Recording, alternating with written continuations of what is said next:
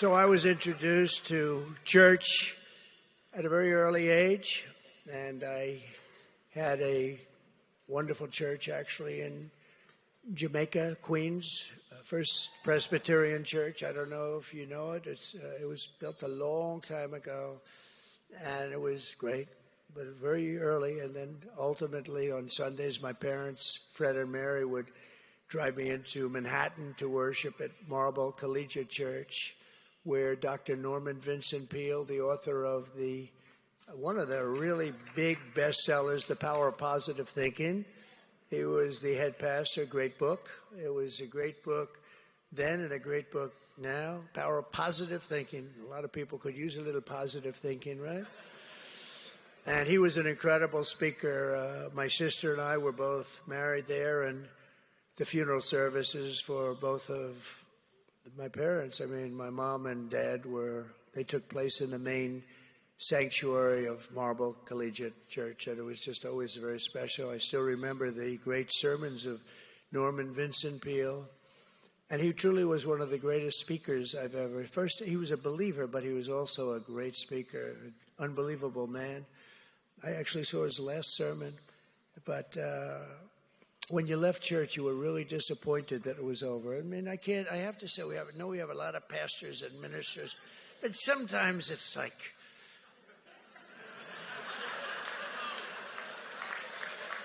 am I allowed to say that? It's like a Biden, you know? Sometimes. Not often, of course. But this man, and he always preached in sort of modern times, a little bit in modern times. He'd bring it up. I remember so many of his sermons, but he talked about Alfred Sloan, who was the founder of General Motors, and how he grew up and how he had tremendous problems with alcohol, and he became a major alcoholic. And then, Norman Vincent Peale would just say, and then one day he met God. And he was just the expression of this man. He used to stand at a podium, and he'd be like this, just like that. And he'd preach, and you really were, you were disappointed when it was over. He'd tell you stories about God, about many things, about life. It was really stories about life and how it pertained to religion, and it was really amazing. And he was amazing, and a brilliant, just the enthusiasm he had. And I listened to him for, I would say, 20 years. And then one day I went to church, Marlborough Collegiate, and he was now, I guess, in his 90s, and he was preaching, and you could see he was getting a little bit tired, and he stood, just like I said, right over here to the left of the podium. And he said, I can't do this anymore. That was it. And he just sat down. We all understood. He was just, it was really, it was his last time at the podium, and the last time he preached. And it was an amazing moment, and everybody just stood up and applauded. It was sort of a beautiful thing to watch, actually.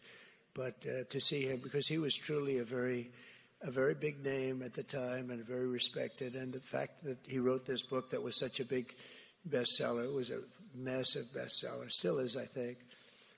But as I look back at my life's journey and events, I now recognize that it's been the hand of God leading me to where I am today.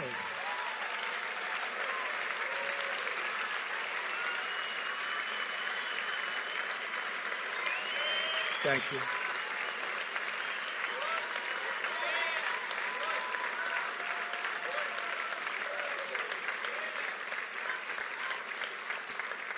And my faith took on new meaning on July 13th in Butler, Pennsylvania, where I was knocked to the ground, essentially, by what seemed like a supernatural hand. And I would like to think that God saved me for a purpose, and that's to make our country greater than ever before.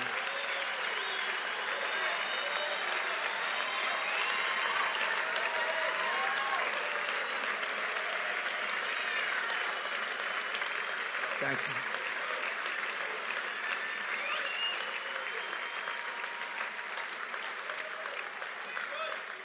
Thank you very much. And that is something, Eric is a great shooter. Great. If he were a golfer, he'd be like a +4. He's a great shooter. And so is Don. They're both great shooters. They know a lot about guns. In fact, I think I got the blessing of the NRA because of my sons. Early on, I remember I was running against a lot of people that had good gun credentials. And 2016, and the NRA, which was, in its full bloom, actually, they even spent $35 million of the campaign. But I think they did it because of my sons, because I beat out a lot of very good people that believed in that whole world, a little different world, but that whole world, and because of Don and Eric. But when they both heard what had happened that day at Butler, they said, how far was it? And they said it was 130 yards, and they knew the weapon. And they said, I can't believe it, because Eric actually said a bad shooter would hit you every single time. And I didn't realize it to that extent. I made that right-hand turn, and I made it a little quickly, and that got me in a position where it just, not a good feeling, but much better than the alternative. Wasn't the best feeling. And it was a bloody sucker, I will tell you that. I didn't realize, but the doctor told me, he told me a couple of things. He said, you're the luckiest man I've ever seen. He said, I've been doing this for 25 years. And he said, sir, I'd like to suggest that you go out right now and buy a lottery ticket, because this is a good day.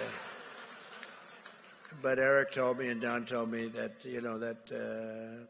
I think they became more religious that day, because they said that was amazing that we could have survived something like that.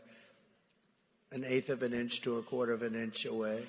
So it's pretty amazing. And if we didn't make, thank you. And if we didn't make, thank you very much. If we didn't make the turn, that wouldn't have happened. And I made the turn to show a chart, which became my all-time favorite chart in the history of the world. Right? My all-time favorite. I sleep with that chart. I kiss that chart.